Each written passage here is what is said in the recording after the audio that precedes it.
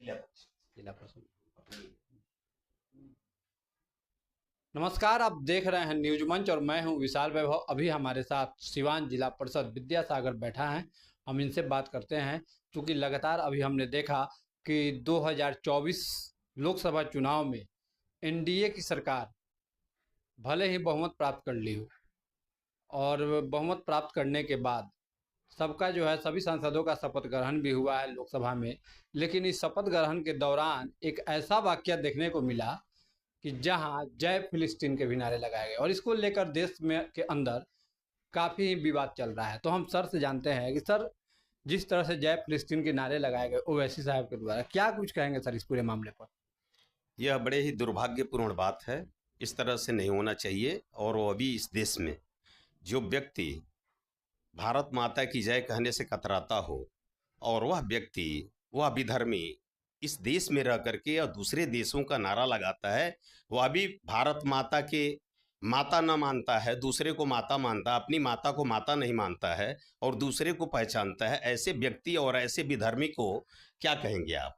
आप यह जान लीजिए कि यह देश के लिए बड़ी दुर्भाग्यपूर्ण बात है। आज संविधान की बात जो आती है, ये सब बातें आती हैं, तो संविधान की रोना वो लोग रोते हैं जिन लोगों ने आज़ादी को के बाद लगातार उस संविधान का, जब तक बाबा साहब रहे और बाबा साहब के रहते हुए संविधान का जिन्होंने दुरुपयोग किया, लगातार पंडित जवाहरलाल नेहरू ने उस लोकतांत्रिक तरीके से जो जीत करके आया हुआ सरकार को भी उन्होंने धज्जियां उड़ाई और हाई कोर्ट के निर्देश को भी धज्जियां उड़ाने वाले लोग इंदिरा गांधी, राजीव गांधी सब लेकर के, और उन्हीं के सहयोगी यहाँ पर बिहार प्रदेश में पूर्व की आरजेडी की जो सुप्रीमो रहे, उनकी सरकार रही, वो लोग लगातार संविधान की धज्जियां उड़ाए हैं। और संविधान के धज्जियां उड़ाने वाले लोग और उनके वंशज आज क्या कह रहे हैं, उनको शर्म आना चाहिए। इस मुद्दे पर कहने से पहले उनको सोचना चाहिए कि हम क्या बोल रहे हैं। देश की जनता देख रही है, बिहार प्रदेश का ही नहीं, पूरे देश की जनता देख रही है कि आज क्या हो रहा है। सभी लोग जानते हैं इस बात को कि आज इस तरह की बात करने वाले लोग हमेशा उस समय से लेकर के आज तक धज्जियां ही उड़ाते आ रहे हैं। और जो संविधान की रक्षा करते हैं, गरीबों की मान सम्मान और स्वाभिमान की बात करते हैं, और इस संविधान के तहत आज जो है सिस्टम तरीके से पंचायत से लेकर के प्रदेश और प्रदेश से लेकर के देश तक कार्य करने का काम करते हैं, उन्हीं के खिलाफ वो लोग कहते हैं तो देश की जनता देख रही है। भारतीय जनता पार्टी के नेतृत्व में जो आज सरकार बनी है, तो नरेंद्र भाई मोदी ने मुखर्जी जी का, प्रणब मुखर्जी, नवीन पटनायक, अटल बिहारी वाजपेयी जी की जो सपना था, उस सपने को साकार करने के लिए इन्होंने सारे काम कर रहे हैं। और धन्य है नरेंद्र दामोदर दास मोदी जी, जो गरीबों की हित की बात करते हैं, उनके काम करते हैं, धरातल पर काम करते हैं। वह देश से प्रदेश और प्रदेश से पंचायत तक जाकर के काम होता है। आपको याद होगा कि एक जमाना था कि यहीं पर आकर के, बिहार की तो छोड़ दीजिए, सिवान में अभी राजीव गांधी जब प्रधानमंत्री रहे तो पुलिस लाइन में आकर के बोले थे, हम लोग वहां पर सुनने के लिए गए थे और उनको देखने के लिए गए थे, तो उन्होंने कहा था कि हमको मालूम है कि हमारी सरकार और हम जो भी सरकारी योजनाएं होती हैं गरीबों के लिए, तो हम देश से प्रदेश और प्रदेश से पंचायत तक भेजते हैं, तो 1 रुपये में 90 पैसा या 85 पैसा ही लूट लिया जाता है और 10 से 15 पैसे का कार्य होता है। और आज हम गर्व से यह कह सकते हैं कि हमारी नरेंद्र दामोदर जी की सरकार जो है, मोदी जी की सरकार और नीतीश जी की सरकार है, कि लगातार कोई भी ऐसा माई का लाल नहीं है कि देश से प्रदेश और प्रदेश से पंचायत तक जाते जाते जो पैसा में से एक भी पैसा कोई ले पाए। बिना काम किए हुए कुछ नहीं होता है।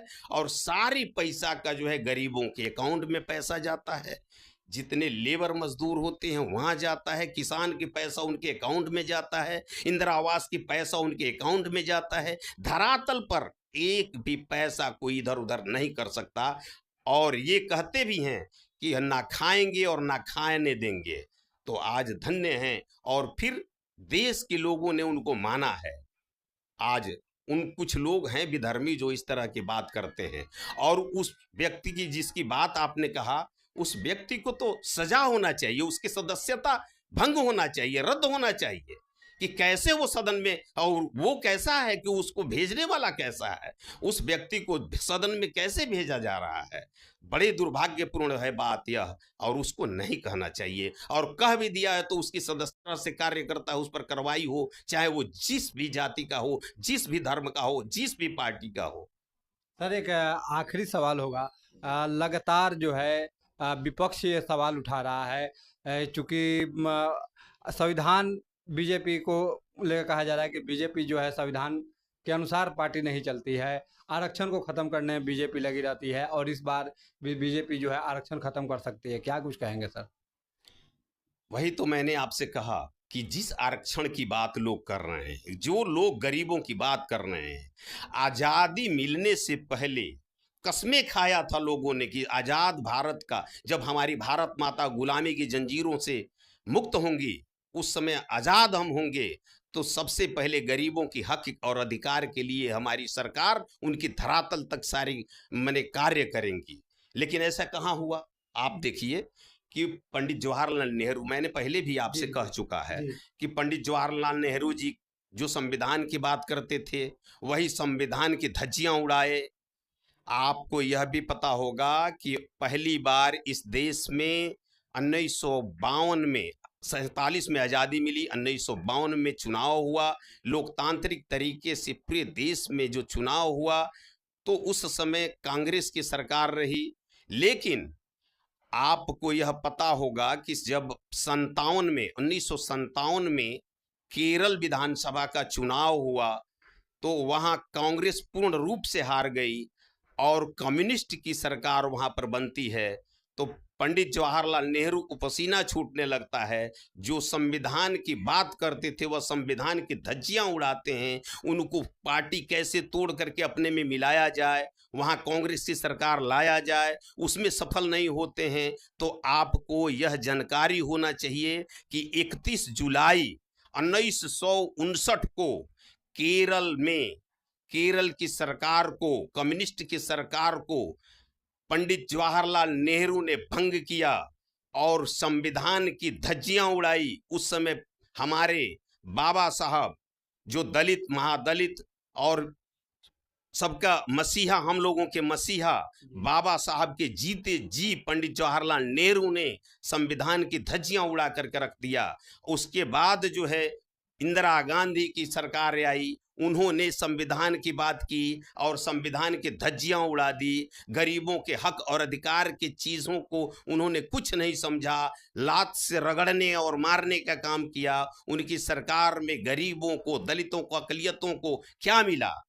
आज जो है फिर देखिए, जो लड़का, वो पप्पू कहा जाता है ना, जो संविधान लेकर के दिखाने का काम करता है, उस व्यक्ति को यह पता होना चाहिए कि उनकी पापा जी ने, उनकी दादी जी ने, दादी जी के पप्पा जी ने संविधान की धज्जियां उड़ाई। पप्पा जी के समय में, इनकी मम्मी जी के समय में संविधान की धज्जियां उड़ाई गई।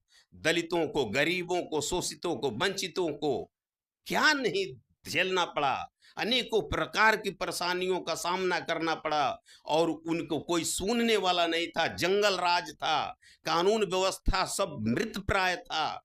और इसी तरह से आपको यह भी मालूम होना चाहिए कि पड़ोसी राज्य में पहले, जो आज हम संविधान की बात करते हैं, उनकी भी पप्पा जी ने संविधान को धज्जियां उड़ाया। उत्तर प्रदेश में आज लॉ एंड ऑर्डर की सरकार है उत्तर प्रदेश में। आज कोई भी धज्जियां उड़ाने का काम करेगा तो उसको सीधे यमराज जी इंतजार कर रहे होंगे अगले चौक चौराहे पर। और संविधान की बात करने वाले लोग गरीबों की धोखा देते हैं।